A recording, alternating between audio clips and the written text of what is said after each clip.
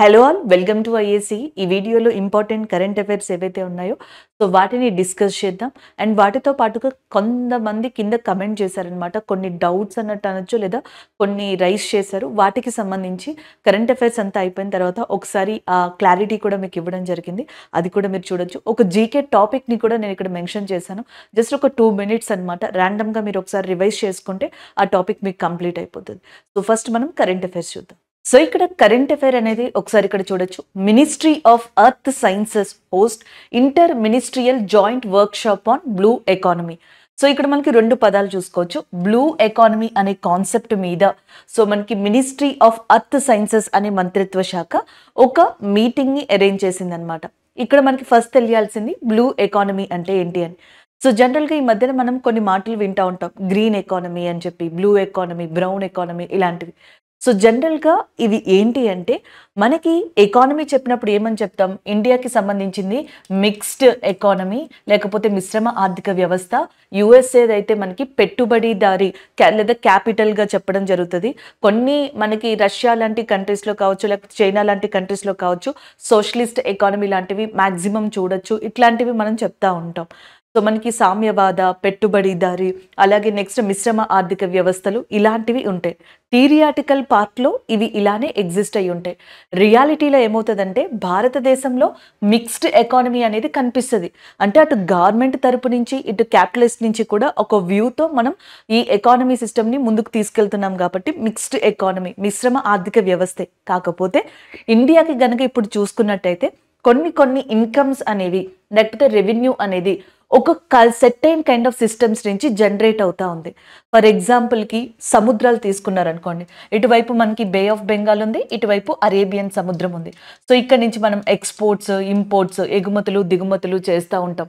ఈ లోపల natural gas, crude oil, petroleum లాంటివి తీస్తూ ఉంటాం.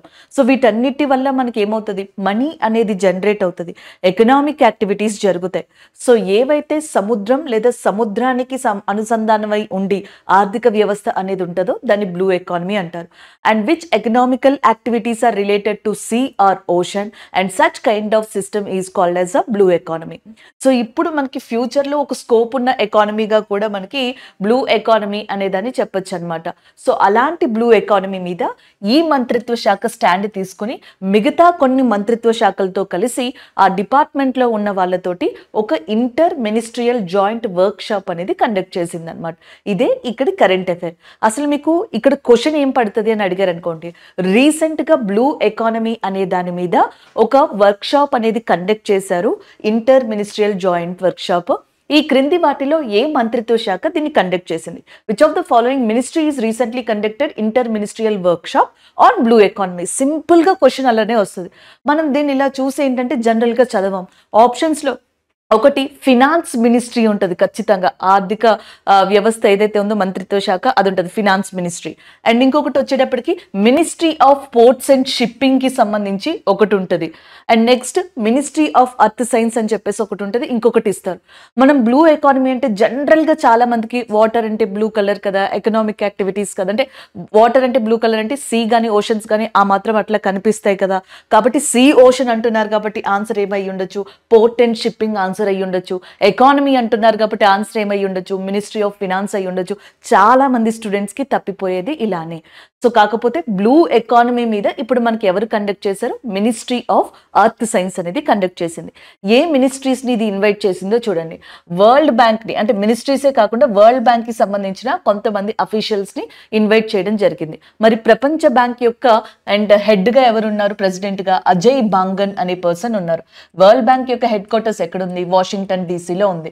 ఐఎంఎఫ్, ఇంటర్నేషనల్ మానిటరీ ఫండ్, అంతర్జాతీయ ద్రవ్యనిధి అని చెప్పేసి అంటాం. దీని యొక్క హెడ్ క్వార్టర్స్ కూడా వాషింగ్టన్ డీసీలో ఉంది. అలాగే next ministry of ministry of environment, forest, climate change, వాతావరణము, అటవీ మరియు పర్యావరణ శాఖ మంత్రిత్వ శాఖ ఇది. దీనికి భూపేంద్ర యాదవ్ గారు మినిస్టర్గా ఉన్నారు. వీళ్ళ నుంచి కొంతమంది అఫీషియల్స్ని పిలిచారు. యానిమల్ హస్బెండరీ అండ్ డైరీకి సంబంధించి పురుషోత్తం రూపాల గారు మంత్రిగా ఉన్నారు. ఈ మంత్రిత్వ శాఖ నుంచి కొంతమంది అఫీషియల్స్ వచ్చారు. నీతి ఆయోగ్కి సంబంధించి బివిఆర్ సుబ్రహ్మణ్యం గారు చైర్పర్సన్గా ఉన్నారు, సిఇఓగా ఉన్నారు. నీతి ఆయోగ్కి చైర్పర్సన్గా ఎవరుంటారు? Prime minister post of India ఉంటారు. అండ్ సిఇఓగా ఉన్నది BVR Subrahmanyam garu. And the next one port and షిప్పింగ్కి సర్బానంద్ సోనోవాలా గారు. మినిస్ట్రీ ఆఫ్ ఆయుష్ ఇక్కడ అటెండ్ అవ్వలేదు కానీ బట్ మినిస్ట్రీ ఆఫ్ ఆయుష్కి కూడా మంత్రిగా ఉన్నది సర్బానంద సోనోవాలా గారు. టూరిజానికి సంబంధించి కిషన్ రెడ్డి గారు ఉన్నారు. అంటే ఇక్కడ పోర్ట్స్కి సంబంధించిన మంత్రిత్వ శాఖ నుంచి వచ్చారు, నీతి ఆయోగ్ నుంచి కొంతమంది వచ్చారు, వరల్డ్ బ్యాంక్ నుంచి కొంతమంది వచ్చారు, ఎన్వైర్న్మెంట్ ఫారెస్ట్ క్లైమేట్ చేంజ్ నుంచి కొంతమంది వచ్చారు, టూరిజం నుంచి వచ్చారు, యానిమల్ హస్బెండరీ నుంచి వచ్చారు. వీళ్ళందరితో కలిసి మినిస్ట్రీ ఆఫ్ అర్త్ సైన్స్ అనేది ఏం చేసింది అంటే బ్లూ ఎకానమీ మీద ఒక వర్క్ షాప్ని కండక్ట్ చేసింది. అదే ఇక్కడ కరెంట్ అఫైర్. సో ఈ కరెంట్ అఫైర్ ఇక్కడితో అయిపోయింది అనమాట. క్వశ్చన్ ఎలా వస్తుంది అని తెలిసింది కాబట్టి అలానే మీరు గుర్తుపెట్టుకోవడానికి ట్రై చేయండి. అది గుర్తున్న తర్వాత ఒకసారి మంత్రిత్వ శాఖల్ని చూడండి అండ్ సింపుల్ క్వశ్చన్స్ అడిగినప్పుడు మనం ఆన్సర్ని పోగొట్టుకోకర్లేదన్నమాట. అలాగే నెక్స్ట్ వన్ చూడండి. ఇక్కడ నుంచి ఇంకొక కరెంట్ అఫైర్ని మనం రివైజ్ చేయొచ్చు. ఏది నిన్న మనం డిస్కస్ చేసుకున్న కరెంట్ అఫైర్ ఇక్కడ యూస్ అవుతుంది. మినిస్ట్రీ ఆఫ్ అర్త్ సైన్సెస్ అని ఉంది చూసారా. మినిస్ట్రీ ఆఫ్ అర్త్ సైన్సెస్కి మంత్రిగా ఉన్నది ఎవరు? కిరణ్ రిజ్జు గారు ఎవరైతే ఉన్నారో మినిస్ట్రీ ఆఫ్ అర్త్ సైన్స్కి సంబంధించి మంత్రిగా ఉన్నారు. దీని గురించి నిన్నేమని డిస్కస్ చేసాం? మినిస్ట్రీ ఆఫ్ అర్త్ సైన్స్కి ఎవరైతే కిరణ్ రిజ్జు గారు మంత్రిగా ఉన్నారో ఆయనని ఇంకొక ఎడిషనల్ ఛార్జ్ కూడా తీసుకునేలా చేశారు. అది ministry of food processing and industries. Ministry of food processing and ఇండస్ట్రీస్కి కూడా ఎడిషనల్ ఛార్జ్ రీసెంట్గా ఎవరు తీసుకున్నారని నిన్న చెప్పుకున్నాం? కిరణ్ రిజ్జు గారు. అంతకు ముందర కిరణ్ రిజ్జు గారు ఏ మంత్రిగా మంత్రిత్వ శాఖకి ఉన్నారు మంత్రిగా అంటే లా మినిస్ట్రీకి. మరి ఇప్పుడు లా మినిస్ట్రీకి న్యాయ శాఖకి మంత్రిగా ఉన్నది ఎవరు అని అడిగారు అనుకోండి. సో మనకి అర్జున్ రామ్ మేఘ్వాల్ అని చెప్పేసి నిన్న మనం డిస్కస్ చేసుకోవడం కూడా జరిగింది అనమాట. సో ఇలాగా మనం వీటికి సంబంధించి ఒకసారి చూసుకుంటే సరిపోతుంది. ఇది ఇక్కడ current affair. So next current affair చూడండి. నెక్స్ట్ వచ్చేటప్పటికి 41st steering committee and conducted on the international partnership of hydrogen and fuel cells in the economy holes industry outreach program. So ఇక్కడ క్వశ్చన్ చూడండి, కరెంట్ అఫైర్ చూడండి. 41st steering committee meeting అనేది జరిగింది. అది దేని మీద జరిగింది? Hydrogen and fuel cells in the economy అనే దాని మీద మనకి ఒక మీటింగ్ అనేది కండక్ట్ చేశారనమాట. అది కూడా ఇంటర్నేషనల్ పార్ట్నర్షిప్ యొక్క సహకారంతో దీన్ని కండక్ట్ చేయడం జరిగింది. ఇక్కడ నుంచి క్వశ్చన్స్ ఎలా వస్తాయంటే రీసెంట్గా hydrogen and fuel cells in the economy అనే దాని మీద ఒక మీటింగ్ అనేది కండక్ట్ చేశారు. అది ఎన్నో steering committee meeting? 41st, 42nd, 43rd ఇలాగా క్వశ్చన్స్ అడుగుతారు. సో అప్పుడు ఆన్సర్ ఏమవుతుంది? 41st స్టీరింగ్ కమిటీ మీటింగ్ అనేది రీసెంట్గా కండక్ట్ చేయడం జరిగింది. ఇలాంటి క్వశ్చన్స్ అడుగుతారు. ఎందుకు అడుగుతారు అంటే దీనికి సంబంధించి చాలా ఇంపార్టెన్స్ అనేది ఉందన్నమాట. మనం ఏమనుకుంటున్నాం, మన ఎకానమీ ఏదైతే ఉందో అది కార్బన్ రహిత ఎకానమీ అవ్వాలి అని చెప్పేసి మనం ఒక టార్గెట్ పెట్టుకున్నాం గవర్నమెంట్ ఆఫ్ ఇండియా. అంటే ఏదైతే ఎకనామిక్ యాక్టివిటీస్ ద్వారా మనీ వస్తుందో ఆ ఎకనామిక్ యాక్టివిటీస్లో కుదిరితే కార్బన్ యొక్క పర్సంటేజ్ని తగ్గించడం, కార్బన్ ఉద్గారాల యొక్క పర్సంటేజ్ని తగ్గించడం, కార్బన్ ఎమిషన్స్ని తగ్గించడం. మరి కార్బన్ ఎమిషన్స్ని ఎలా తగ్గిస్తాం? సో సాధారణంగా మనకి ఏదైనా ఒక వస్తువు ఉందనుకోండి. సో ఇది మార్కెట్లోకి వెళ్ళాలంటే ఏం చేయాలి? ట్రాన్స్పోర్టేషన్ అనేది చేయాలి. ట్రాన్స్పోర్టేషన్ మనం ఎలా చేస్తాం? వెహికల్స్ ద్వారా చేస్తాం కదా. సో ఈ వెహికల్స్లో మనం ఏం యూజ్ చేస్తాం? పెట్రోల్, డీజిల్ ఇలాంటివి యూజ్ చేస్తాం. మరి పెట్రోల్, డీజిల్ అలాంటివి యూజ్ చేస్తే ఖచ్చితంగా కార్బన్ ఎమిషన్స్, కార్బన్ ఉద్గారాలు అనేవి రిలీజ్ అవుతాయి. దీనివల్ల అయితే మనకి మనీ అనేది వస్తుంది, ఎకానమీ జనరేట్ అవుతుంది. ఎకానమీ జనరేట్ అవ్వడంతో పాటుగా మనం ఫ్యూచర్ జనరేషన్స్కి ఏం చేస్తున్నాం? పొల్యూషన్ కలిగిన ఒక అట్మాస్ఫియర్, వాతావరణం లాంటి పరిస్థితులను ఇస్తున్నాం. అలా కాకుండా మనకి ఎకానమీ జనరేట్ అవ్వాలి, పొల్యూషన్ కాకుండా ఉండాలి అంటే అప్పుడు ఏ ఆప్షన్ తీసుకోవాలి? మనం గ్రీన్ హైడ్రోజన్ అనే దాన్ని తీసుకోవచ్చు అనమాట. గ్రీన్ హైడ్రోజన్ కానీ హైడ్రోజన్ ఫ్యూయల్ సెల్స్ కానీ ఇలాంటివి తీసుకున్నట్టయితే సో మనకి ఎకానమీ జనరేట్ అవుతుంది, పొల్యూషన్ ఉండదు. సో అందుకని ఇలాంటి మీటింగ్స్ని రీసెంట్గా కండక్ట్ చేస్తూ ఉన్నారు. అలా 41st steering committee on that hydrogen and fuel cells అనేది ఇంటర్నేషనల్ పార్ట్నర్షిప్ తోటి రీసెంట్గా కండక్ట్ చేయడం జరిగిందనమాట. అదే ఇక్కడ కరెంట్ అఫైర్గా చెప్పొచ్చు. సో రీసెంట్గా నరేంద్ర మోదీ గారు ఏం చేశారు అంటే డిఆర్డిఓకి, సో డిఆర్డిఓకి ఒక ఏమంటారు డిస్కషన్ అనేది పెట్టడం జరిగింది. దాంతో డిఆర్డిఓ, టాటా కంపెనీ ఉంది కదా, వీళ్ళిద్దరూ కూడా కలిసి ఏం చేస్తున్నారంటే హైడ్రోజన్ ఫ్యూయల్తో నడిచే లేదా హైడ్రోజన్ ఫ్యూయల్ సెల్స్తో నడిచే వెహికల్స్ని మార్కెట్లోకి తీసుకురావాలి అనుకుంటున్నారు. ఇది కొత్త కాన్సెప్ట్ కాదు, ఎందుకంటే 1996లోనే వెస్ట్రన్ కంట్రీస్లో కొన్ని చోట్ల ఈ హైడ్రోజన్ ఫ్యూయల్ సెల్తో నడిచే వెహికల్ని తీసుకొచ్చారు. హైడ్రోజన్ ఫ్యూయల్ సెల్ వెహికల్స్ అంటే నీరు ఉంటుంది కదా, సో వాటర్ని ఎయిర్ని అటాచ్ చేయడం ద్వారా డిఫరెంట్ పద్ధతుల ద్వారా మనకి ఎనర్జీ జనరేట్ అవుతుంది. ఆ ఎనర్జీ వెహికల్ని నడపడానికి యూజ్ అవుతుంది. దానివల్ల కార్బన్ ఎమిషన్స్ రావన్నమాట. అండ్ పైగా మనం వాటర్ని ఎయిర్ని యూజ్ చేసుకుంటున్నాం కదా, అవి రినవబుల్, మళ్ళీ మళ్ళీ పునరుద్ధరించబడతాయి కదా. సో అలా పునరుద్ధరించడం వల్ల ఏమవుతుంది, మనకి ఎనర్జీ వల్ల ఫ్యూచర్ జనరేషన్స్కి ఏదో అవుతుంది అన్న బాధ ఉండదు.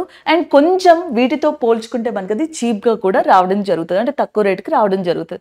ఇన్ని ప్రయోజనాలు ఉన్నాయి కాబట్టి హైడ్రోజన్ ఫ్యూయల్ సెల్స్ అనే కాన్సెప్ట్ ఫ్యూచర్లో బాగా హైలైట్ అవుతుందని కూడా నమ్ముతున్నారు. దీంతో పాటుగా నితిన్ గడ్కరీ గారు ministry of roads and transportation, రోడ్లు మరియు రవాణా శాఖకి సంబంధించి ఎవరైతే నితిన్ గడ్కరీ గారు ఉన్నారో 2022లో ఆయన పార్లమెంట్కి వచ్చినప్పుడు జపాన్కి సంబంధించిన ఒక కంపెనీ ఏదైతే ఉందో, సో నాకు ఆ కంపెనీ నేమ్ గుర్తులేదు, మేబీ టయోటా కంపెనీ అనుకుంటా, జపాన్కి సంబంధించిన కంపెనీ ఏదైతే ఉందో ఆ కంపెనీ హైడ్రోజన్ ఫ్యూయల్ సెల్తో నడిచే ఒక కార్ని తయారు చేసింది. ఆ వెహికల్ మీదగానే ఆయన పార్లమెంటుకు వచ్చి ఏమని చెప్పారంటే, ఫ్యూచర్లో నాలాగానే ఇండియాలో చాలా వరకు కూడా హైడ్రోజన్ వెహికల్స్తో నడిచే వాటిగానే మనకి ఇవన్నీ ట్రాన్స్పోర్టేషన్ జరుగుతాయి అన్నట్టుగా ఆయన చెప్పడం జరిగింది. ఇప్పుడు మీకు హైడ్రోజన్ ఫ్యూయల్ సెల్ అనే కాన్సెప్ట్ గుర్తుండిపోతుంది. ఇప్పుడు ఎన్నో మీటింగ్ జరిగిందంటే 41st స్టీరింగ్ కమిటీ అనేది రీసెంట్గా జరిగిందనమాట. దీన్ని డిఫరెంట్ పద్ధతుల ద్వారా తీసుకొస్తారు. ఎలాగా, మనకి natural gas reforming, biomass fermentation, ఇలాంటి పద్ధతుల ద్వారా జనరల్గా మనకి తీసుకురావడం జరుగుతుంది ఈ హైడ్రోజన్ ఫ్యూయల్ సెల్ని. క్లియరా అండి? నెక్స్ట్ వన్ చూడండి, మనకి హైడ్రోజన్ ఫ్యూయల్ సెల్తో పాటు బాగా పాపులర్ అయింది గ్రీన్ హైడ్రోజన్. మనకి సాధారణంగా 3 types ఆఫ్ హైడ్రోజన్స్ అవైలబుల్ ఉంటాయి, ప్రొడ్యూస్ చేయొచ్చు మనం.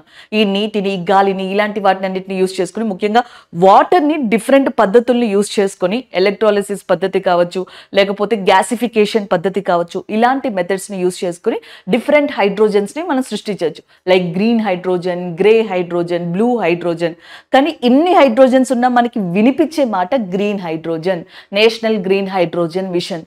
ఎందుకు బ్లూ హైడ్రోజన్ మిషన్ పెట్టరు? ఎందుకంటే బ్లూ హైడ్రోజన్, గ్రీన్ హైడ్రోజన్ కూడా, గ్రే హైడ్రోజన్ కూడా చాలా తక్కువ ఖర్చుతోనే వచ్చేస్తాయి, ఈజీగానే దీన్ని చేయొచ్చు కూడా. కాకపోతే ఇవి కార్బన్ ఉద్గారాల్ని అంతో కొంత ఎమిట్ చేస్తాయి. They will release a small percentage of carbon emissions. కానీ గ్రీన్ హైడ్రోజన్లో మీకు మ్యాక్సిమం నల్లిఫై అనమాట, కార్బన్ ఎమిషన్స్ అసలు కనిపించవు, చాలా రేర్ కేసెస్లో చాలా మినిమల్గా కనిపిస్తాయి. కాబట్టి అప్పుడు మనం ఏది తీసుకోవచ్చు, ఈ మూడింటిని డిఫరెంట్ ప్రాసెస్ ద్వారా మనం సృష్టించవచ్చు. But we are selecting the carbon-less or carbon emissions-less hydrogen, which is called as a green hydrogen.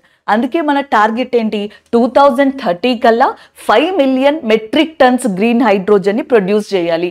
ఈ క్వశ్చన్ని డైరెక్ట్గా పడినప్పుడు చాలా మందికి ఈ క్వశ్చన్ రాంగ్ పెట్టే అవకాశం ఉంటుంది. గ్రీన్ హైడ్రోజన్ని ఎంతో కొంత పర్సంటేజ్ ఇండియా మనకి ఎక్కువగా ప్రొడ్యూస్ చేయాలనుకుంటుంది. ఏ ఇయర్కి, 2070 2050 2030 2040 అని అడిగారు అనుకోండి, అది 2030 ఈజీగా పెడతాం. ఎగ్జామ్కి వెళ్ళేటప్పటికి గ్రీన్ హైడ్రోజన్ అనేది ఇండియా యొక్క one of the future mission. National green hydrogen mission ని కూడా అందుకే ఎస్టాబ్లిష్ చేసింది. దీని యొక్క మోటో ఏంటంటే 2030 కల్లా ఎంత సెట్ అయిన of metric tons green hydrogen produce చేయాలని. ఆప్షన్ ఏలో 2 million and 3 million, 4 million and 5 million. So 5 million metric tons of green hydrogen ని 2030 కల్లా తీసుకురావాలనుకుంటుంది. ఇండియాలో ప్రస్తుతం మనకి మార్కెట్లోకి రాబోతున్న హైడ్రోజన్ ఫ్యూయల్ సెల్ వెహికల్ పేరు టయోటా మిరాయ్ అని చెప్పేసి ఉందన్నమాట. So this is all about this green hydrogen fuel cell and దాని రిలేటెడ్ కాన్సెప్ట్. ఇప్పుడు మనకి ఎప్పుడైనా డిస్కషన్లోకి ఇది వచ్చింది అనుకోండి, హైడ్రోజన్ ఫ్యూయల్ సెల్ అంటే మనకు గుర్తుంటుంది, ఎంతకు ఇన్ని టైప్స్ ఆఫ్ హైడ్రోజన్స్ ఉన్నాయి, గ్రీన్ హైడ్రోజన్ ఎందుకు తీసుకుంటున్నారు అనేది కూడా గుర్తుంటుంది. సో కాబట్టి మనకి ఈసారి నుంచి కరెంట్ అఫైర్ ఇలాంటివి గనక వస్తే అంత స్ట్రెస్ ఫీల్ అవ్వం, డైరెక్ట్గా హెడ్లైన్ చదివేసుకొని అక్కడ ఏమన్నా డేటా ఉంటే గుర్తుపెట్టుకుంటాం. This is all about this current affair. Next చూడండి, నెక్స్ట్ కరెంట్ అఫైర్ హెడ్లైన్ చూడండి. Chief of air staff, air chief marshal VR Chaudhari addressed 79th staff course at defence service staff college Wellington. తమిళనాడులోని Wellington అనే ప్రాంతంలో defence staff college ఉంది. అక్కడ 79th staff కోర్స్కి సంబంధించి మన air marshal ఎవరైతే విఆర్ చౌదరి గారు ఉన్నారో ఆయన ఆ ప్రోగ్రామ్ని ప్రారంభించారు, అడ్రస్ చేశారు. అదే ఇక్కడ కరెంట్ అఫైర్ అప్డేట్. మరి ఇలాంటి వాటి నుంచి క్వశ్చన్స్ ఎలా అడుగుతారు? లాస్ట్లో ఉంది చూడండి, ఈ లాస్ట్ లైన్ నుంచి క్వశ్చన్స్ పడే ఛాన్సెస్ ఉంటాయి. This is the question formation. Defence service staff college అనేది ఏ స్టేట్లో ఉంది అని అడుగుతారు, తమిళనాడు. ఏ ప్రాంతంలో ఉంది అని అడుగుతారు, విల్లింగ్టన్. మిమ్మల్ని కొన్నిసార్లు కొంచెం ఇబ్బంది పెట్టడానికి తమిళనాడులోని విల్లింగ్టన్లో డిఫెన్స్ సర్వీస్ స్టాఫ్ కాలేజ్ అనేది లొకేట్ అయి ఉంది. ఎన్నోవ స్టాఫ్ కోర్స్ని రీసెంట్గా ఎయిర్ మార్షల్ ప్రారంభించారని అడుగుతారు. 79th స్టాఫ్ కోర్స్గా చెప్పొచ్చు అనమాట. ఎవరు ప్రారంభించారనే చోట అనిల్ చౌహాన్ గారిని ఇవ్వచ్చు, విఆర్ చౌదరి గారిని ఇవ్వచ్చు, మనోజ్ పాండే గారిని ఇవ్వచ్చు. మనోజ్ పాండే గారు ఆర్మీకి సంబంధించిన చీఫ్, అనిల్ చౌహాన్ గారు వచ్చేటప్పటికి సిడిఎస్కి సంబంధించిన హెడ్, అలాగే మనకి విఆర్ చౌదరి గారు ఎయిర్ మార్షల్, ఆయన చేత ప్రారంభించారనమాట. ఇది ఇక్కడ మనకి మెయిన్ కరెంట్ అఫైర్గా చెప్తాం. ఈ కరెంట్ అఫైర్ ఇక్కడతో అయిపోయింది. అయితే రైల్వేస్కి కానీ లేకపోతే కొన్నిసార్లు డిఫరెంట్ ఎగ్జామ్స్లో మనల్ని ఇన్స్టిట్యూట్స్ హెడ్ క్వార్టర్స్ అడుగుతూ ఉంటారు, ఏ ఇన్స్టిట్యూట్ హెడ్ క్వార్టర్స్ ఎక్కడ ఉంది అని. ఇదే కరెంట్ అఫైర్ని బేస్ చేసుకుని మనం కాన్సెప్ట్ రివైజ్ చేసుకోవచ్చు. ఒకసారి ఇక్కడ చూడండి, డిఫెన్స్ సర్వీస్ స్టాఫ్ కాలేజ్ అనేది గుర్తుంటుంది కదా, తమిళనాడు విల్లింగ్టన్లో ఉంది. ఇండియన్ మిలిటరీ అకాడమీ డెహ్రాడూన్లో ఉంది. ఇండియన్ మిలిటరీ అకాడమీ డెహ్రాడూన్లో ఉంది. ఫారెస్ట్ రీసెర్చ్ ఇన్స్టిట్యూట్ అని ఉంటుంది, అటవీ పరిశోధన కేంద్రం. Forest research institute, Indian military academy, ఆ రెండు కూడా డెహ్రాడూన్లోనే ఉన్నాయి, ఉత్తరాఖండ్లో. And the next one armed forces medical college అనేది పూణేలో లొకేట్ అయ్యి ఉంది. Next air defence guide missile school Gopalpur in ఒడిస్సాలో లొకేట్ అయ్యింది, గైడెడ్ మిసైల్స్కి సంబంధించి.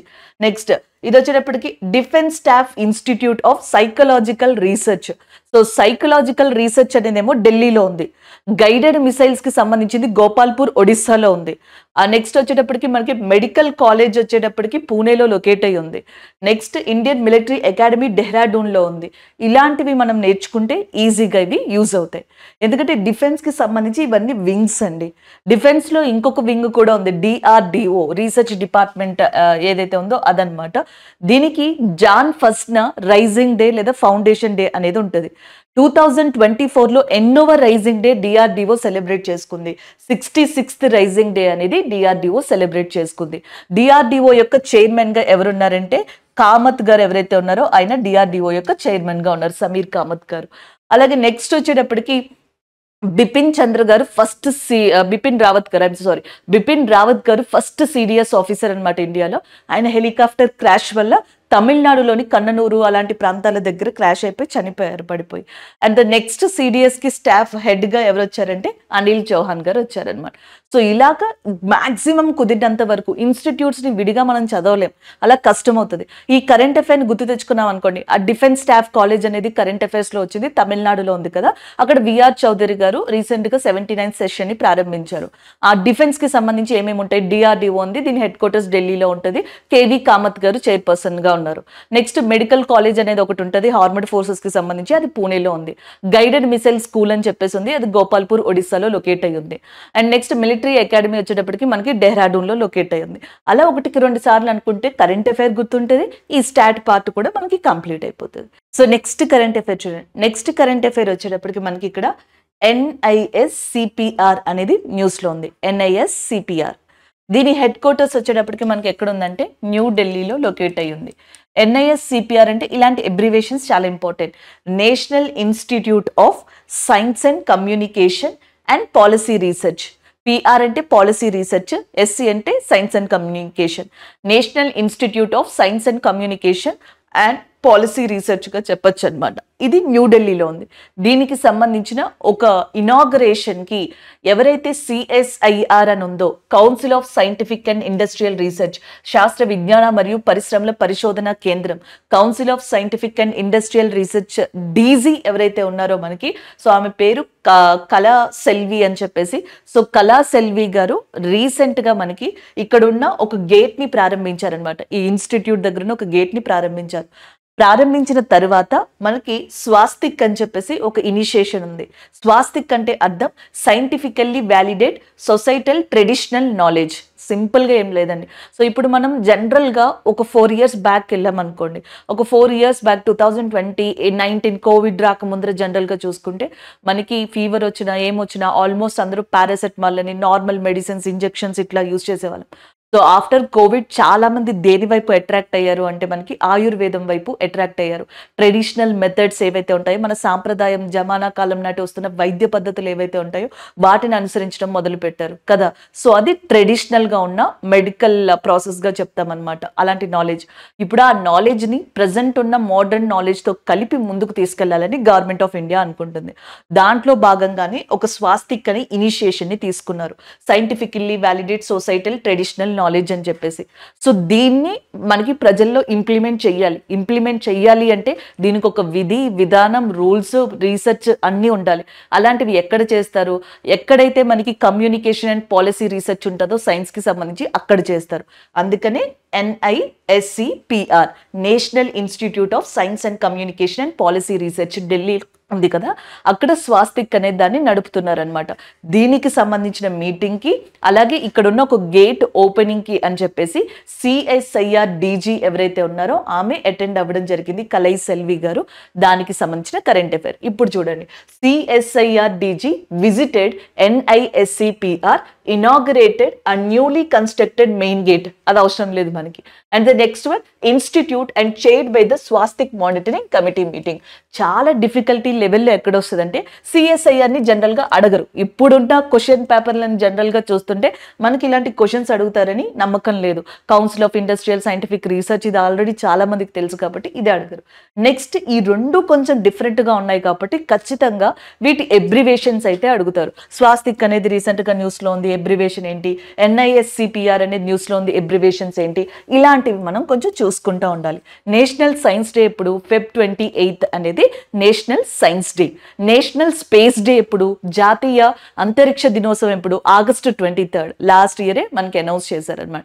ఇలాంటివి కొంచెం చూసుకుంటూ ఉండాలి. This is all about this current affair. Next one చూద్దాం. So next one day of current అఫైర్గా చూద్దాం. అండ్ మార్చ్లో మనకి నెంబర్ ఆఫ్ ఇంపార్టెంట్ డేస్ ఉన్నాయి. సో అవన్నీ నేచర్కి సంబంధించే ఉన్నాయి. లైక్ March 21 ఫారెస్ట్ డే, అటవీ దినోత్సవం. March 22 వచ్చేటప్పటికి వరల్డ్ వాటర్ డే, నీటి దినోత్సవం. March 23 వచ్చేటప్పటికి వరల్డ్ మీటరలాజికల్ డే, ప్రపంచ వాతావరణ దినోత్సవంగా దీన్ని తీసుకోవచ్చు అనమాట. సో దీని యొక్క థీమ్ చూడండి, ఇతివృత్తాంతం అంటాం కదా. సో థీమ్ వచ్చేటప్పటికి at the front line of climate action అని చెప్పేసి ఉంది. So at the front line of climate action అనేది theme. March 23 world meteorological day లేదా ప్రపంచ వాతావరణ దినోత్సవాన్ని జరుపుకుంటారు. సో మనకి 1950లో మొట్టమొదటిగా వరల్డ్ మెటరలాజికల్ ఆర్గనైజేషన్ అనేది ఏర్పడింది అనమాట. నెక్స్ట్ వచ్చేటప్పటికి దీని యొక్క హెడ్ క్వార్టర్స్ జెనీవా, స్విట్జర్లాండ్లో లొకేట్ అయి ఉంది. సో ఇది మనకి మెయిన్గా చూసుకోవాల్సింది వాతావరణానికి సంబంధించి. నేను ఆల్రెడీ చెప్పాను కదా మార్చ్ మంత్లో చాలా ఇంపార్టెంట్ డేస్ ఉన్నాయని. అందులో ఒకటి March 3rd world wild life day, అంటే ప్రపంచ వన్యప్రాణి దినోత్సవం అనేది ఎప్పుడు అంటే మనకి March 3rd సెలబ్రేట్ చేసుకుంటున్నారు ఎవ్రీ ఇయర్. వీటిని ప్రొటెక్ట్ చేయడానికి భారతదేశం ఒక చట్టాన్ని తీసుకొచ్చింది, వన్యప్రాణి సంరక్షణ చట్టం, వైల్డ్ లైఫ్ ప్రొటెక్షన్ యాక్ట్ అని చెప్పేసి అంటాం. వైల్డ్ లైఫ్ ప్రొటెక్షన్ యాక్ట్ అనేది ఏ ఇయర్లో తీసుకొచ్చింది? 1972లో తీసుకురావడం జరిగింది. అలాగే నెక్స్ట్ టోటల్గా ప్రజెంట్కి మనకి ఎన్ని వైల్డ్ లైఫ్ శాంక్చురీస్ అనేవి ఇండియాలో ఉన్నాయంటే 573 వైల్డ్ లైఫ్ శాంక్చురీస్ ఇండియాలో ఉన్నాయి. అండ్ నెక్స్ట్ వన్, ఎక్కువగా అండమాన్లో చూసుకున్నట్టయితే దాదాపుగా 96 వైల్డ్ లైఫ్ శాంక్చురీస్ కేవలం అండమాన్లోనే ఉన్నాయి. 576 ఇండియాలో ఉంటే దాంట్లో 96 అండమాన్ అండ్ నికోబార్లో మీరు చూడొచ్చు అనమాట. The largest or biggest wildlife sanctuary, భారతదేశంలోనే అతిపెద్ద వైల్డ్ లైఫ్ శాంక్చురీ ఏది అంటే కచ్ డెజర్ట్గా చెప్పొచ్చు అనమాట. ఇది గుజరాత్లో లొకేట్ అయింది, కచ్ డెజర్ట్ అనేది. అది ఇక్కడ ఇంపార్టెంట్ అనమాట. నెక్స్ట్ వన్, మనకి ఫారెస్ట్ మ్యాన్ ఆఫ్ ఇండియా అని జాదవ్ పయాంగ్ అనే పర్సన్ని పిలుస్తారు. మరి ఫారెస్ట్ డే అనేది ఎప్పుడు సెలబ్రేట్ చేసుకుంటారు? ఎవ్రీ ఇయర్ March 21 సెలబ్రేట్ చేసుకోవడం జరుగుతుంది. వాటర్ మ్యాన్ ఆఫ్ ఇండియా అని రాజేంద్ర సింగ్ గారిని పిలుస్తాం. March 22 వరల్డ్ వాటర్ డే అనే దాన్ని సెలబ్రేట్ చేసుకుంటారు. మెట్రో మ్యాన్ ఆఫ్ ఇండియా అని చెప్పేసి శ్రీధరన్ గారిని అంటారు. మిసైల్ మ్యాన్ ఆఫ్ ఇండియా అని అబ్దుల్ కలాం గారిని అంటారు. UR రావు గారు ఎవరైతే ఉన్నారో ఆయన్ని రాకెట్ మ్యాన్ ఆఫ్ ఇండియా అంటారు. మిసైల్ విమెన్ ఆఫ్ ఇండియా మీకు ఆల్రెడీ తెలిసిందే, టెట్సీ థామస్ గారుగా చెప్తాం అనమాట. ఇవన్నీ స్టాటిక్ జీకేలో యూజ్ అవుతాయి. Next one, March 8 international women's day, అది మీకు తెలిసిందే, అంతర్జాతీయ మహిళల దినోత్సవం మనకి March 8. మరి నేషనల్ విమెన్స్ డే ఎప్పుడు? సరోజినీ నాయుడు గారి యొక్క బర్త్ డే రోజు Feb 13న నేషనల్ విమెన్స్ డే అనే దాన్ని సెలబ్రేట్ చేసుకుంటాం. ఇక్కడ మహిళల గురించి వచ్చింది కదా, బంగ్లాదేశ్ కి సంబంధించి ప్రైమ్ మినిస్టర్ ఎవరు? ఒక మహిళే, షేక్ హసీనా గారు అనమాట. IMF కి సంబంధించి హెడ్ కూడా విమెన్నే, క్రిస్టలీనా జార్జీవా అనే పర్సన్ మనకి విమెన్ ప్రెసిడెంట్ అనమాట IMF కి సంబంధించి. టాంజానియాకి ప్రైమ్ మినిస్టర్ కూడా మనకి విమెన్, ఆమె పేరు సమీయా సులుహు హసన్. మీరు సులుహు అని చెప్పేసి గుర్తుపెట్టుకోండి, టాంజానియాకి సంబంధించి. టోగోకి ప్రైమ్ మినిస్టర్ చూడండి, విక్టోరియర్ టొమాగా డోగ్బే. డోగ్బే అనేది గుర్తుపెట్టుకోండి, ఇంత గుర్తుపెట్టుకోవడం చాలా కష్టమవుతుంది. వీటీ డోగ్బే టోగోకి సంబంధించి ఉన్నారనమాట. వీటీ డోగ్బే టోగోకి సంబంధించి ఉండడం జరిగింది. ఇటలీ ప్రైమ్ మినిస్టర్ చూడండి, Giorgia Meloni and female prime minister ఇటలీకి సంబంధించి ఉన్నారు. సో కొంతమందిని ఇక్కడ మనం మెన్షన్ చేసుకోవడం జరిగింది. March 10 CISF central industrial security force కి సంబంధించిన రైజింగ్ డే ఎప్పుడు అంటే మనకి March 10న సెలబ్రేట్ చేసుకుంటాం. CISF కి డైరెక్టర్ జనరల్ గా నీనా సింగ్ గారు ఉన్నారు. March 16 నేషనల్ వ్యాక్సినేషన్ డే అనే దాన్ని సెలబ్రేట్ చేసుకుంటాం. ఒకసారి మళ్ళీ చూద్దామా. March 3 వైల్డ్ లైఫ్ డే అనేది, March 8 ఇంటర్నేషనల్ విమెన్స్ డే అనే దాన్ని సెలబ్రేట్ చేసుకుంటాం. అలాగే నెక్స్ట్ వచ్చేటప్పటికి March 10 CISF rising day, March 16 చాలా important national vaccination day, 21 forest, 22 water, 23 వాతావరణ మెట్రలాజికల్ డే గా చెప్పొచ్చు అనమాట. సో ఇది కొన్ని ఇంపార్టెంట్ డేస్ మనం మార్చ్ మంత్ లో చూసేవి. నెక్స్ట్ కరెంట్ అఫైర్ ఒక స్పీషియస్ కి సంబంధించింది, అంటే సముద్రంలోని ఒక జీవిని కనుగొన్నారు అనమాట, ఒక జాతికి సంబంధించిన జీవిని కనుగొన్నారు. సో దానికి ఇస్రో యొక్క పేరును పెట్టారు. What ever that in Kerala Kollam అనే ఏరియాలో సైంటిస్టులు ఒక న్యూ స్పీషియస్ ఆఫ్ ఐసోపోడ్ ని కనుగొనడం జరిగింది. ఐసోపోడ్ అనేది జనరల్ గా మనకి సముద్రాల్లో దొరికే జీవి అంటారు. అండ్ ఈ జీవి వచ్చేటప్పటికి జనరల్ గా చూసినట్టయితే 7 సెక్షన్స్ కింద ఏర్పడుతుందంట, 7 సెగ్మెంట్స్ కింద ఏర్పడుతుందంట. ఒక్కొక్క సెగ్మెంట్ కి అండ్ మనకి ఒక పెయిర్ ఆఫ్ లెగ్స్ అనేవి మీకు కనిపిస్తూ ఉంటాయి అనమాట. సో ఇలాంటి 7 సెగ్మెంట్స్ తో ఏర్పడిన ఏదైతే మనకి జీవి అనేది జనరల్ గా కనిపిస్తుందో, సో ఇలాంటి వాటిని డీప్ ఓషన్ లో ఉన్న వాటిని మనకి జనరల్ గా ఐసోపోడ్స్ గా కూడా చెప్పడం జరుగుతుంది. ఇది ఒక రకమైన జాతి అనమాట. సో దీన్ని రీసెంట్ గా కేరళలోని కొల్లంలో కనుగొన్నారు. దానికి ఇస్రో యొక్క పేరు పెట్టారు. ఏమని ఇక్కడ మీరు చూడొచ్చు, బ్రస్టోవా ఇస్రో అనే పేరుని దానికి పెట్టడం జరిగింది. లాస్ట్ టైం అరుణాచల్ ప్రదేశ్ లో కూడా ఒక కొత్త రకం జాతి కోతిని, అంటే న్యూ స్పీషియస్ ఆఫ్ మంకీని కనుగొన్నారు. దానికి సెలా పాస్ అని చెప్పేసి, లేదా సెలా టన్నెల్ అని ఉంది చూసారా, దాని పేరుని ఆ మంకీకి పెట్టడం జరిగింది అనమాట. సో ఇలాంటివి మనం గతంలో కూడా చూడొచ్చు. అయితే ఈ న్యూస్ లో ఇస్రో అనేది ఉంది కదా, సో అందుకని ఇక్కడే ఇస్రోకి సంబంధించిన కరెంట్ అఫైర్ కూడా చెప్తున్నాను. అంటే ఇది సెపరేట్ గా కూడా మీరు రాసుకోవచ్చు, బట్ ఇందులో ఇంటర్లింక్ చేసుకొని రాసుకుంటే సెపరేట్ గా చదవాల్సిన అవసరం ఉండదు. ఇస్రోని మనం ఇప్పుడు ఎందుకు చెప్పుకుంటున్నాం, కేరళలోని కొల్లాంలో ఒక న్యూ స్పీషియస్ ఆఫ్ ఐసోపోడ్ కనుగొన్నారు. దానికి బ్రస్టోవా ఇస్రో అని చెప్పేసి పేరు పెట్టారు. ఈ ఇస్రో విషయానికి వస్తే రీసెంట్ డేస్ లో ఒక 2 అవార్డ్స్ వచ్చాయి. ఒకటి 2023లో Indian of the year award 2023 అనే దాంట్లో outstanding performance of ISRO team కేటగిరీకి గాను అవార్డు అనేది దక్కిందనమాట వాళ్ళకి. ఇది ఒకటి. ఇంకొకటి రీసెంట్ గా వచ్చింది, ఇది గత 3 రోజుల్లో ఏవియేషన్ వీక్ లారెన్స్ అవార్డు అనేది యుఎస్ఏలో ఇస్రోకి ఇచ్చారు. ఏవియేషన్ వీక్ లారియెంటస్ అవార్డ్ అనేది ఇచ్చారనమాట. ఇది చంద్రయాన్ 3కి సంబంధించి అందుకోవడం జరిగింది. అయితే ఇస్రో తరపున ఈ అవార్డుని ఎవరు అందుకున్నారు, యుఎస్ఏలో ఇండియన్ ఎంబసీకి సంబంధించి ఎవరైతే డిప్యూటీ రాయబారిగా ఉన్నారో శ్రీప్రియా రఘునాథన్ గారు, ఆమె ఈ అవార్డుని అందుకోవడం జరిగింది. ఇస్రో యొక్క మనకి ఇంపార్టెంట్ గా గుర్తుపెట్టుకోవాల్సింది ఏంటంటే, చాందీపూర్ కోస్టల్ ఏరియా ఒడిస్సాలో ఉంది. వీలర్ ఐలాండ్ ని అబ్దుల్ కలాం ఐలాండ్ అని మార్చారు, అది ఒడిస్సాలో ఉంది, అది ఒకటి. ఆంధ్రప్రదేశ్ లో శ్రీహరికోట రాకెట్ లాంచింగ్ సెంటర్ ఏదైతే ఉందో అవి. ఇస్రోకి సంబంధించి న్యూస్ వచ్చినప్పుడల్లా ఇలాంటి ప్రదేశాన్ని ఒకసారి రివైజ్ చేసుకుంటే బాగుంటది అనమాట. సోమనాథన్ గారు ఎవరైతే ఉన్నారో ఇస్రో యొక్క చైర్పర్సన్ గా ఉన్నారు. So these are all about ISRO అనమాట. ఈ ఇస్రోని ఎందుకు చెప్పుకున్నామంటే కేరళకి సంబంధించి న్యూస్ రావడం వల్ల. అంతేకాకుండా లాస్ట్ ఇయర్ కేరళలోని కొచ్చిన్ ప్రదేశంలో first metro on water so మనకి కేరళలోని కొచ్చి ప్రదేశంలో మెట్రో ఆన్ వాటర్ అనే దాన్ని కూడా, అంటే ఫస్ట్ మెట్రో ట్రైన్ వాటర్ మీద నడిచేది కేరళలో ప్రైమ్ మినిస్టర్ నరేంద్ర మోదీ గారు ప్రారంభించడం జరిగింది. So this is all about Kerala and ISRO కింద కూడా చెప్పొచ్చు. కేరళ యొక్క చీఫ్ మినిస్టర్ గా విజయన్ గారు అండ్ కేరళ యొక్క గవర్నర్ గా మొహమ్మద్ అరీఫ్ ఖాన్ గారు ఉండడం జరిగింది. సో నెక్స్ట్ వన్ అపాయింట్మెంట్ కి సంబంధించింది. ఇండియన్ బ్యాంక్స్ ఆఫ్ అసోసియేషన్ అనేది 1946 లో మనకి సెప్టెంబర్ 26న ఏర్పడింది అనమాట. సో దానికి సంబంధించి నూతన ప్రెసిడెంట్ గా మతం వెంకటరావు లేదా ఎంవి రావు గారు అపాయింట్ అవ్వడం జరిగింది. అంతకు ముందర అతుల్ కుమార్ గోయల్ ఉన్నారు. సో ఈయన యొక్క ప్లేస్ లో ఇప్పుడు మనకి మతం వెంకటరావు గారు అపాయింట్ అవ్వడం జరిగింది. ఇండియన్ బ్యాంక్స్ ఆఫ్ అసోసియేషన్ కి ప్రెసిడెంట్ గా ఇప్పుడు ఎవరున్నారు? ఎంవి రావు గారు.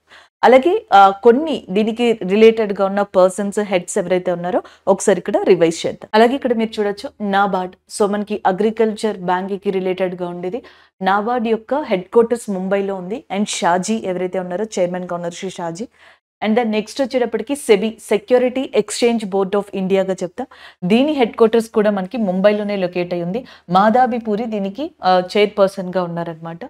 ఆర్బీఐ, సో దీనికి మనకి గవర్నర్ గా శక్తికాంత్ దాస్ గారు ఉన్నారు. నలుగురు డిప్యూటీ గవర్నర్లు ఉన్నారు. రాజేశ్వరరావు గారు, రవిశంకర్ గారు, మైకేల్ పాత్ర గారు. అలాగే నెక్స్ట్ వచ్చేటప్పటికి ఇక్కడ మీరు చూడొచ్చు స్వామినాథన్ జానకిరామన్ గారు. స్వామినాథన్ జానకిరామన్ గారు ఒకళ్ళు, అలాగే ఆయనతో పాటుగా నెక్స్ట్ రవిశంకర్ గారు ఒకళ్ళు, మైకేల్ పాత్ర అండ్ రాజేశ్వరరావు గారు. సో వీళ్ళ నలుగురు డిప్యూటీ గవర్నర్స్, శక్తికాంత్ దాస్ గారు గవర్నర్ అనమాట. Next small industries development bank of India SIDBI. So SIDBI head quarters వచ్చేటప్పటికి లక్నోలో ఉంది. నాబార్డ్, సెబీ ముంబైలోనే ఉన్నాయి. సిడ్బీ వచ్చేటప్పటికి లక్నోలో ఉంది. శివ సుబ్రహ్మణ్యన్ రామన్ గారు దీనికి చైర్పర్సన్గా ఉన్నారు. IRDIA, సో ఇది వచ్చేటప్పటికి insurance regulatory development authority of India. దీని హెడ్ క్వార్టర్స్ హైదరాబాద్లో లొకేట్ అయ్యి ఉంది. సో ఇక్కడ దేబాశిష్ పాండా ఎవరైతే ఉన్నారో ఆయన దీనికి చైర్పర్సన్గా ఉన్నారు. సో ఇలా మనం జనరల్గా చూసుకోవచ్చు. ఇప్పుడు ఇండియన్ బ్యాంక్స్ ఆఫ్ అసోసియేషన్కి ఏవైతే మనకి ఏ కుమార్ గారు ఉన్నారో, ఏ కుమార్ గోయల్ గారు, సో ఆయన యొక్క ప్లేస్లో ఇప్పుడు ఎవరు వచ్చారు ఇండియన్ బ్యాంక్ అసోసియేషన్కి అంటే ఎంవి రావు గారు రావడం జరిగింది అనమాట. ఇవి కొన్ని head quarters and as well as హెడ్స్గా చెప్పొచ్చు. నెక్స్ట్ మనం చూద్దాం. సో నెక్స్ట్ మనకి కరెంట్ అఫైర్ అపాయింట్మెంట్ కి సంబంధించింది. ఇక్కడ మీరు చూడొచ్చు ఇండియన్ స్టీల్ అసోసియేషన్ కి చైర్మన్ గా నవీన్ జిందల్ గారు అపాయింట్ అయ్యారు. ఇది వరకు ఈయన స్టీల్ అండ్ పవర్ కి సంబంధించి చైర్మన్ గా ఉండేవాళ్ళు. ఇప్పుడు ఇండియన్ స్టీల్ అసోసియేషన్, భారత ఉక్కు అసోసియేషన్ అనే దానికి రీసెంట్ గా మనకి ఎవరు అపాయింట్ అయ్యారంటే నవీన్ జిందల్ గారు. అండ్ రీసెంట్ అపాయింట్మెంట్స్ లో మనం బాగా గుర్తుపెట్టుకోవాల్సింది ఎలక్షన్ కమిషనర్స్ ని. ఇద్దరు ఎన్నికల అధికారులు అపాయింట్ అయ్యారు కదా, ఒకటి జ్ఞానేశ్వర్ కుమార్ గారు, ఇంకొకటి సుఖబీర్ సాంధు గారు. ఎలక్షన్ కమిషనర్ మీకు గుర్తుంటారు, చీఫ్ ఎలక్షన్ కమిషనర్ భారత ప్రధాన ఎన్నికల అధికారి రాజీవ్ కుమార్ గారు. అండ్ ఎలక్షన్ కమిషనర్స్ వచ్చేటప్పటికి జ్ఞానేశ్వర్ కుమార్ గారు అండ్ సుఖబీర్ సంధు గారు. సో ఈ రెండు గుర్తుపెట్టుకోండి. అండ్ బట్ మనకి కరెంట్ అఫైర్ ఏంటి, Indian steel association president Naveen Jindal.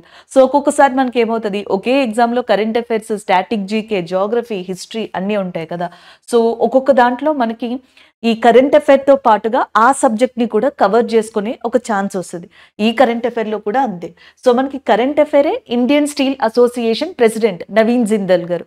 కానీ జీకే ఫ్యాక్ట్ లో ఏమవుతుంది అంటే స్టీల్ సిటీ ఆఫ్ ఇండియా అని చెప్పేసి దేన్ని పిలుస్తారు అని అడగచ్చు. స్టీల్ సిటీ ఆఫ్ ఇండియాని జంషెడ్పూర్ ఏదైతే ఉందో దాన్ని పిలవడం జరుగుతుంది. ఎందుకంటే జంషెడ్పూర్లోనే first time Tata iron steel company TISCO అనే దాన్ని ఏర్పాటు చేయడం జరిగిందనమాట. అందుకే స్టీల్ క్యాపిటల్ ఆఫ్ ఇండియాగా, స్టీల్ సిటీ ఆఫ్ ఇండియాగా సో సాధారణంగా మనకి జంషెడ్పూర్ని పిలవడం జరుగుతుంది. కోల్ క్యాపిటల్ ఆఫ్ ఇండియా, బొగ్గుకి సంబంధించి ధనాబాద్ అని చెప్పేసి ఉందనమాట. సో ఈ ధనాబాద్ని కోల్ క్యాపిటల్ ఆఫ్ ఇండియాగా మనకి పిలవడం జరుగుతుంది. సో ఇలాంటివి ఒక్కొక్కసారి చూసుకుంటూ ఉండండి, ఇవి కూడా మనకి యూజ్ అవుతాయి. దుర్గాపూర్ స్టీల్ ప్లాంట్ అనేది వెస్ట్ బెంగాల్లో ఉంది. అలాగే రూర్కెల్లా ఒడిస్సాలో ఉంది. బిలాయ్ ఛత్తీస్గఢ్లో ఉంది. సో ఈ బొకారో జార్ఖండ్లో లొకేట్ అయి ఉంది. ఇలాంటివి కూడా మధ్య మధ్యలో ఒకసారి రివైజ్ చేస్తూ ఉండండి.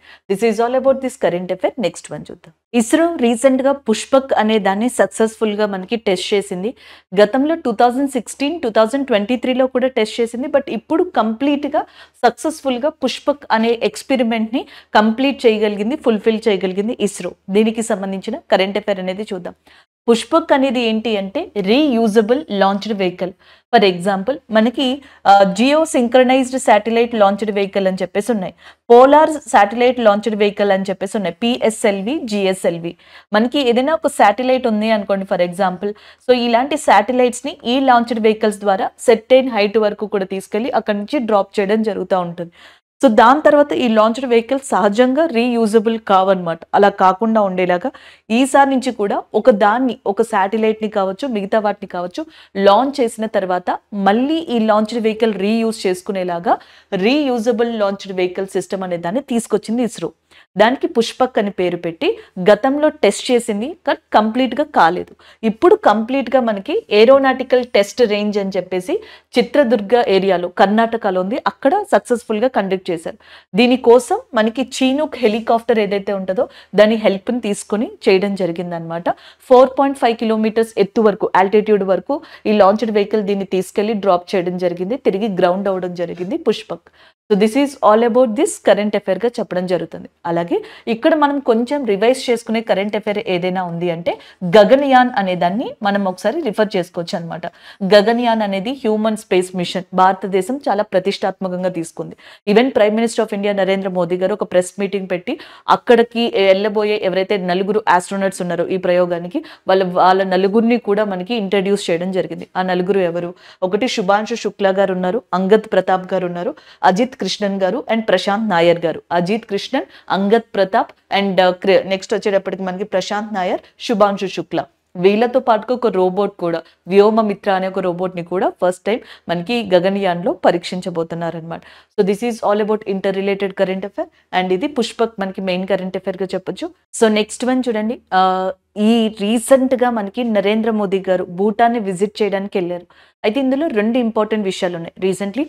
And prime minister of India Narendra Modi గారు ఈజ్ విజిటెడ్ భూటాన్ ఏరియా. అయితే ఇక్కడ ఈ 2 ఇంపార్టెంట్ విషయాలు ఏంటంటే, ఒకటి అసలు ఎలక్షన్స్ అనౌన్స్ చేసిన తర్వాత అంటే మన కంట్రీ ప్రైమ్ మినిస్టర్ ఇట్లా విజిట్కి వెళ్ళడం అనేది ఫస్ట్ టైం. సాధారణంగా ఎలక్షన్స్ అనౌన్స్ చేసిన తర్వాత ఎవరు జనరల్గా ఇప్పటి వరకు ఏ ప్రైమ్ మినిస్టర్ ఇట్లా వేరే కంట్రీని విజిట్ చేయడానికి వెళ్ళలేదంట. ఇలా జరిగింది ఫస్ట్ టైం అని చెప్పేసి చాలా ఆర్టికల్స్లో కనిపిస్తూ ఉంది న్యూస్ పేపర్లో. రెండోది, భూటాన్ని 2 days విజిట్ చేస్తున్న టైంలో ఆయనకి భూటాన్ యొక్క అత్యున్నత పురస్కారం, హైయెస్ట్ సివిలియన్ అవార్డు ఏదైతే ఉందో డ్రూక్ అవార్డు, సో దాన్ని కూడా ఇవ్వడం జరిగింది. ఈ 2 హైలైట్స్ అనమాట.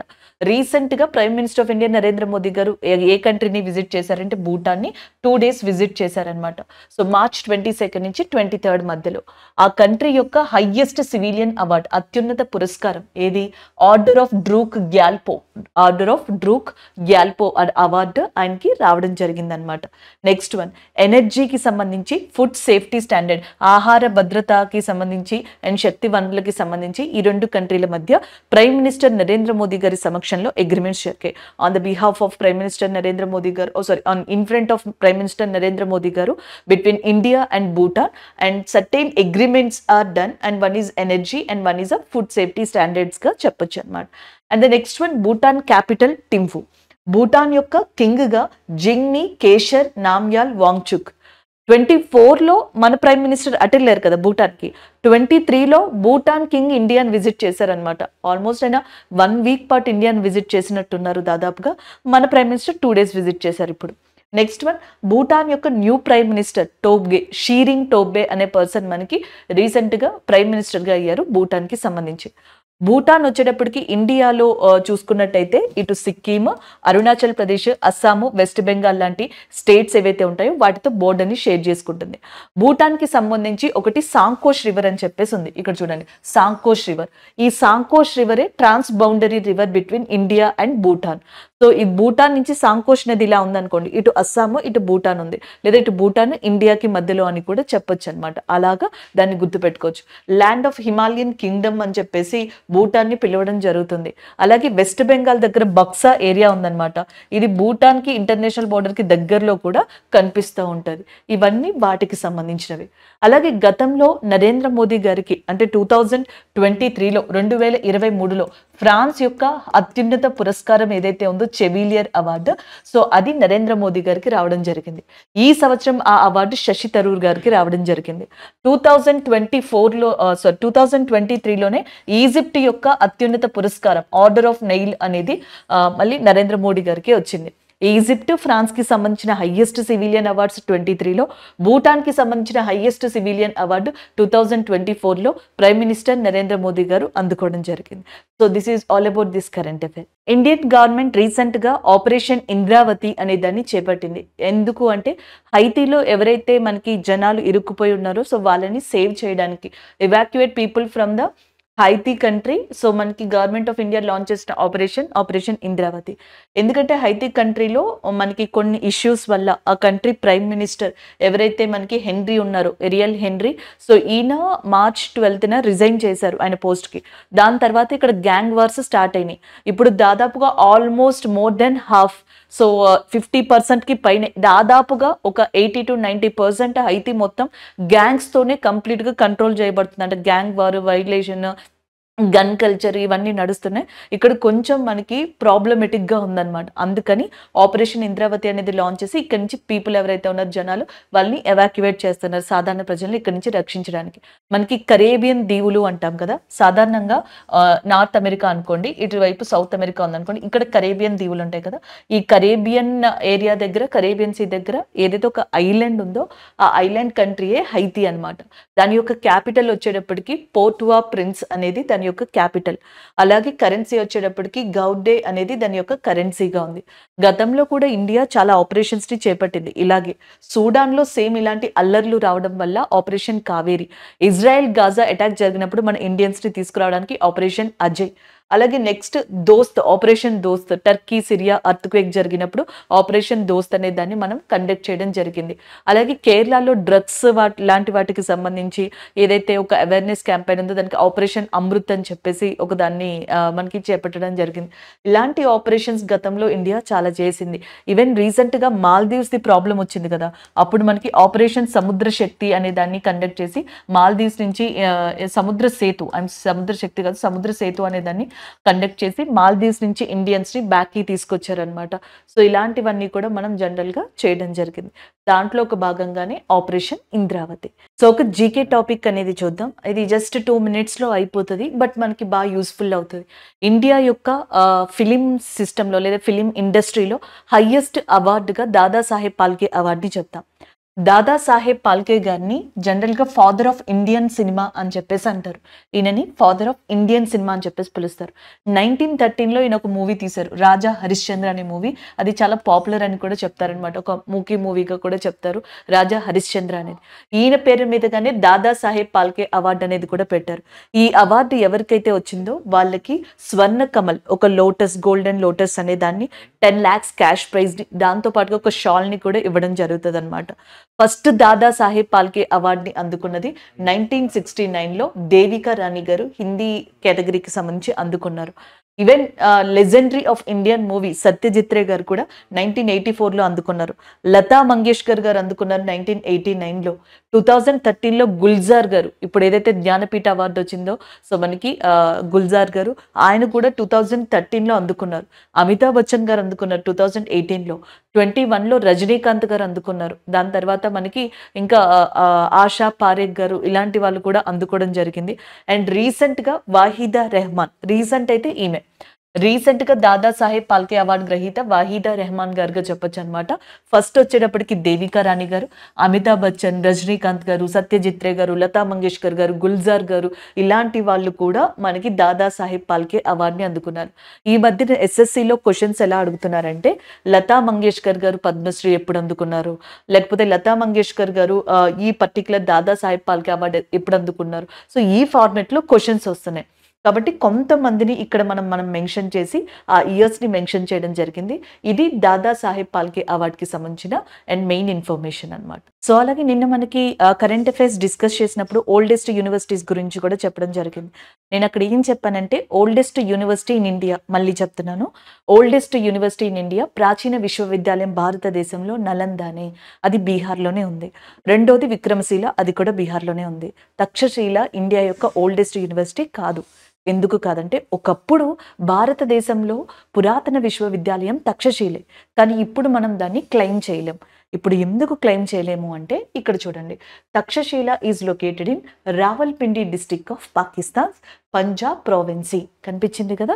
సో అది ఇక్కడ ప్రాబ్లం అనమాట. ఒకప్పుడు ఇది వెస్ట్రన్ పంజాబ్ దగ్గర ఉండేదన్నమాట. వెస్ట్రన్ పంజాబ్ అనేది ఇప్పుడు పాకిస్తాన్లో లొకేట్ అయి ఉంది కదండి.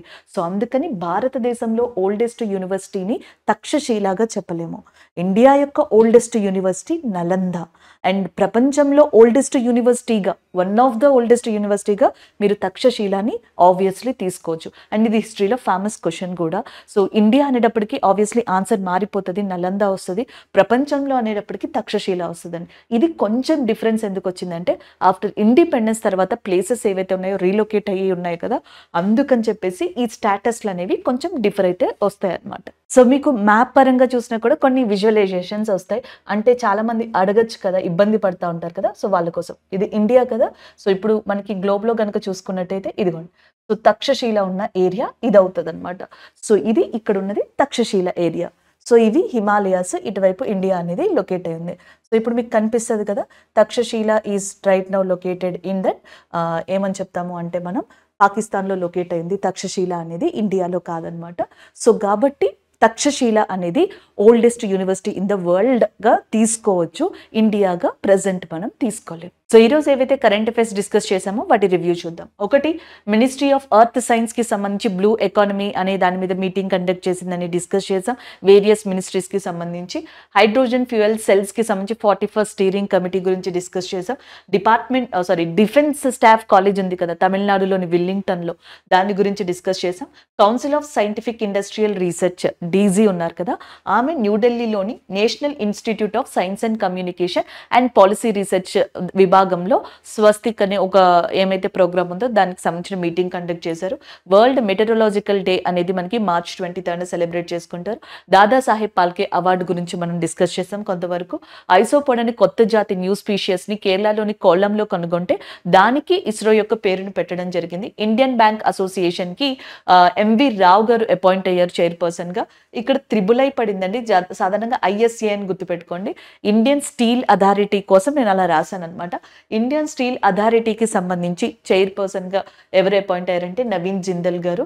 అండ్ నెక్స్ట్ ఇస్రోకి సంబంధించి పుష్పక్ రీయూజబుల్ లాంచ్డ్ వెహికల్ రీసెంట్గా చిత్రదుర్గ కర్ణాటకలోని ఏరోనాటికల్ ట్రైనింగ్ సెంటర్లో సక్సెస్ఫుల్గా కండక్ట్ చేశారు. భూటాన్ని 2 days March 22, 23 prime minister of India visit చేస్తున్నారు. ఈ సందర్భంగా భూటాన్ యొక్క అత్యున్నత పౌర పురస్కారం, హైయెస్ట్ సివిలియన్ అవార్డు ఉంది కదా, డ్రూక్ అవార్డు, అది ప్రైమ్ మినిస్టర్ నరేంద్ర మోదీ గారికి అందజేయడం జరిగింది.